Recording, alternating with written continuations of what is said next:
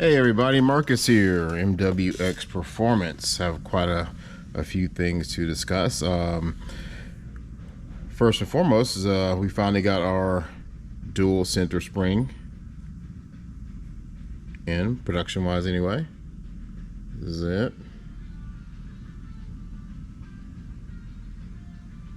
We're going to do a little install and talk about how they work. So one of the things that most cars in our we use right now are in the industry, they don't use this a dual center spring. I think it's an advantage if you ask me. One of the things that happens, for instance, we'll put one without a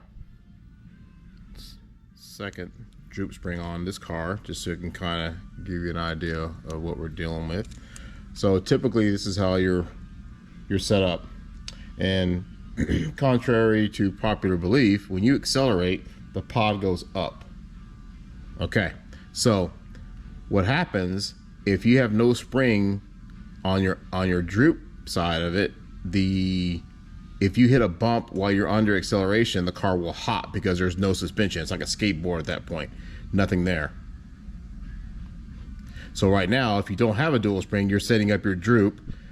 Usually most people are like 1 to 1.5 to handle the bumps under deceleration. But like I said, when you come out of a corner and you accelerate, it's going to be locked out like a skateboard. So with the dual spring,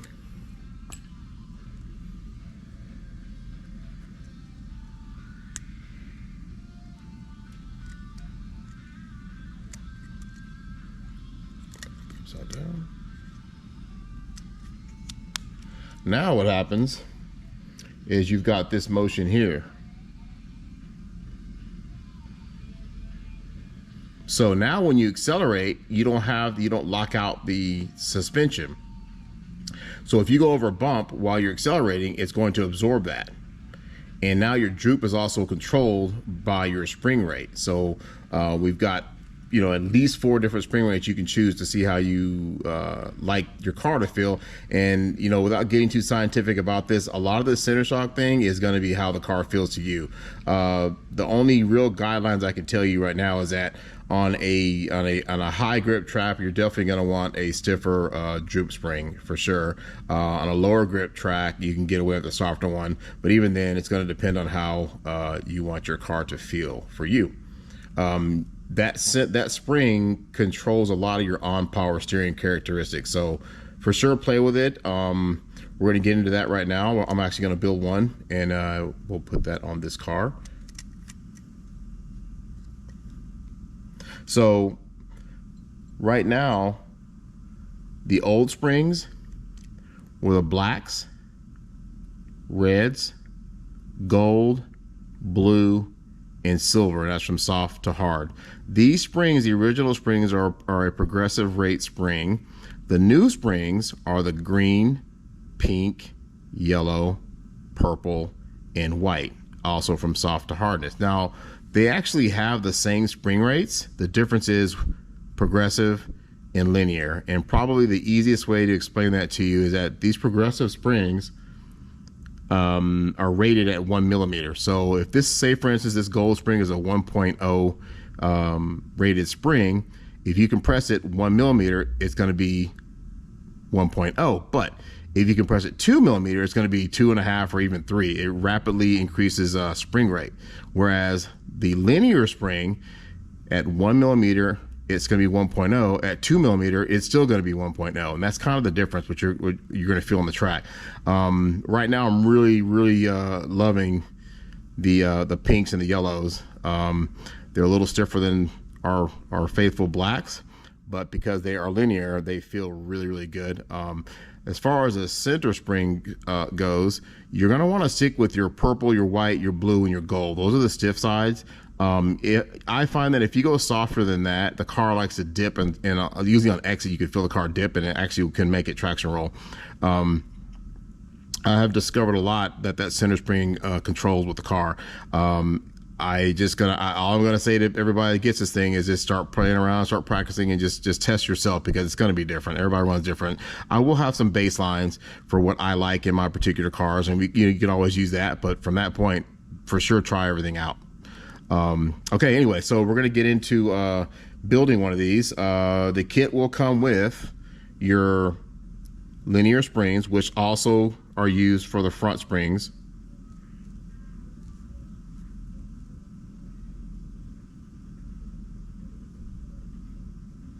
All right. One of the things, this is a pretty complicated piece to mold, as you can tell. Not easy to do. So in the mold process, there is a little bit of a burr on the inside right there. Two ways you can get that out. You can get a X-Acto knife, and you can go in there and just kind of shave it. Personally, I have a 2.2 drill, so I'll take my 2.2 drill and I'll just go in there by hand and then just push the burr out. And then when you put your shaft in, you can see that it doesn't hang up super smooth. If you don't do that, it's got a little bit of a hang up on there. All right, so let's put this together.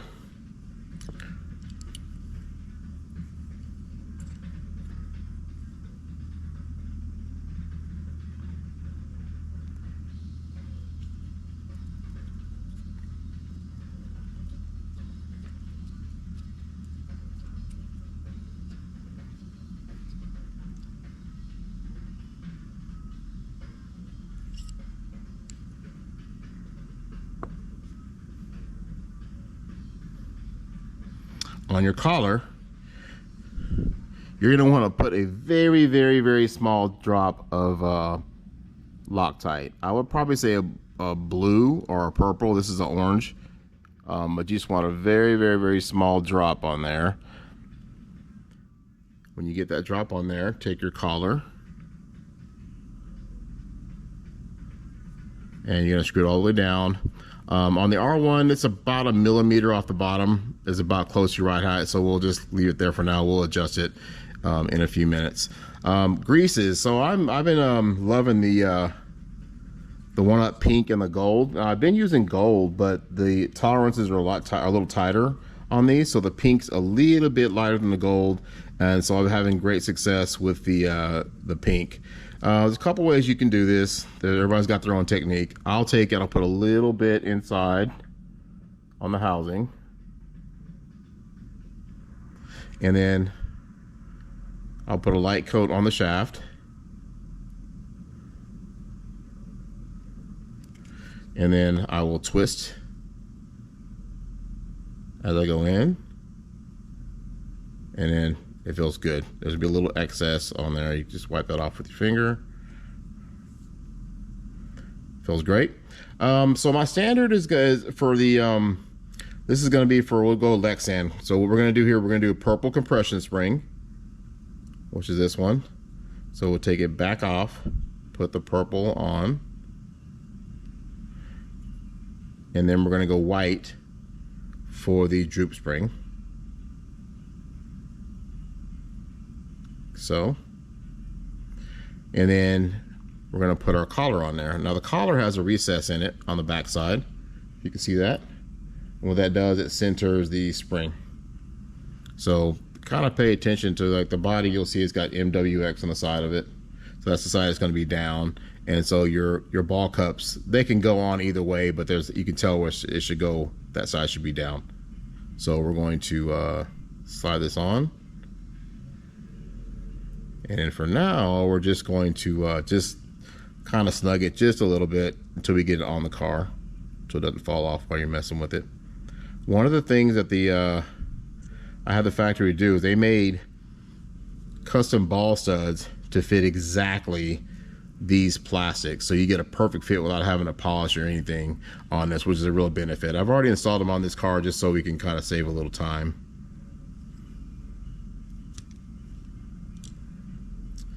All right, so that's on. That's on. As you can tell, it's a very perfect fit, no binding.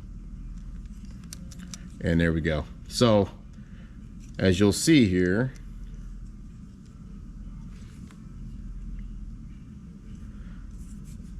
when you get the car sat down, you're gonna get your ride height. And once you get your ride height set, then what you wanna do is take the droop stop and you wanna just touch the droop spring, Just touch it. Don't really compress it, but you're right on the edge. And actually, you know, I've done this before where if I, for some reason, wanted more droop, you can have it backed off. The spring is held pretty well, so it's not going to flop around. So if you, for some reason, like a setup, we want even more droop or you want an actual loose droop, then you can do that and it works just fine. That's pretty much it for the center spring. As far as it being universal, it's you know, it's made for the R1. Your spread between the holes is about 33 millimeters from here to here. So it might fit some other cars, it might not. I really, you know, I don't have every car in my at my shop, so I can't really tell you that. But if you can make it fit, I mean, as long as you don't, you know, because there's very little travel here because you don't need a lot of travel, so you really can't squeeze it to make it tighter. It's going to have to be 33 or longer. If you need 33, 34, 35, all that would probably work just fine. So I'm sure over the next couple weeks we'll get some feedback on what other cars this will fit. All right, so we're gonna go ahead and jump into the side shafts while we're kind of in it.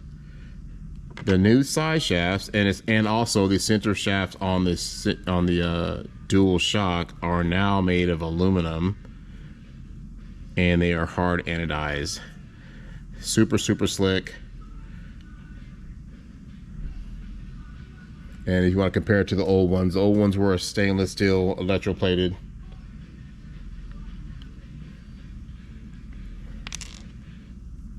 So same thing. Now there is a couple things to be aware of. The factory made the collars the wrong size, but obviously if you're buying these, you're replacing the stock ones. So just keep the same collars you're using now, and it's not that big of a deal. I'll have replacements for the kits soon. And the other thing is that depending on which ball studs you have on your car, if you have the option aluminum ones, you're going to be fine. If you have the normal kit ones, you're probably going to need to polish them a little bit. And what I'll show you, take that back off. So this side is an aluminum one that one of our option ones. As you can tell, it's nice and loose. This one is the kit ball,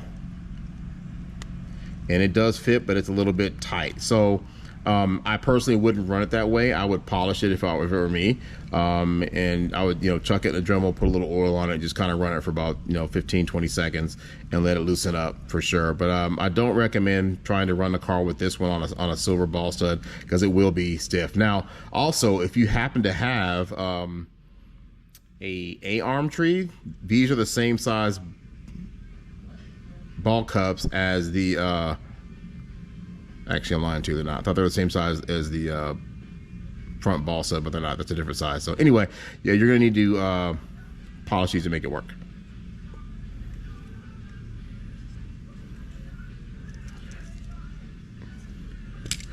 So back to finishing this up. I'm also using the 1-Up Pink for these side shocks too.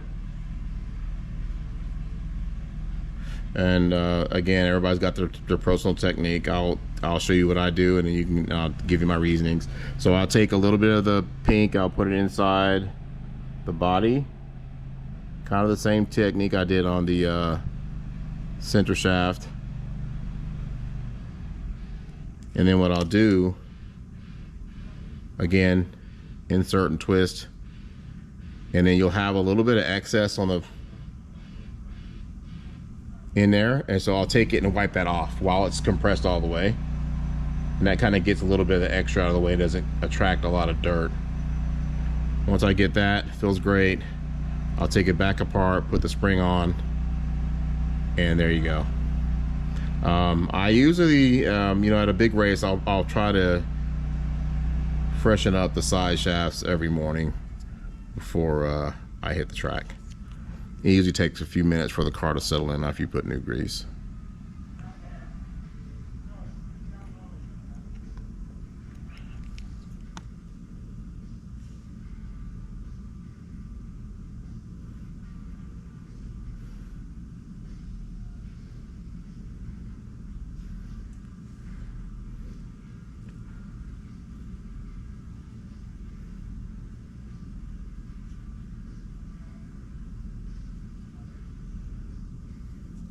I'm going to go ahead and put another black ball on the chassis so it's smooth.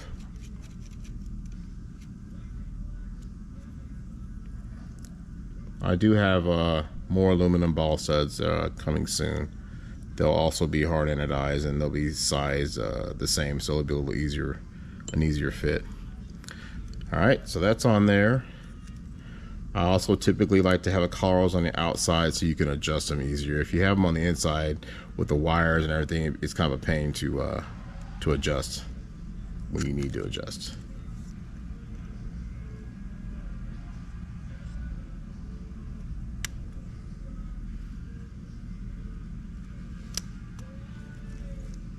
Okay, there you go.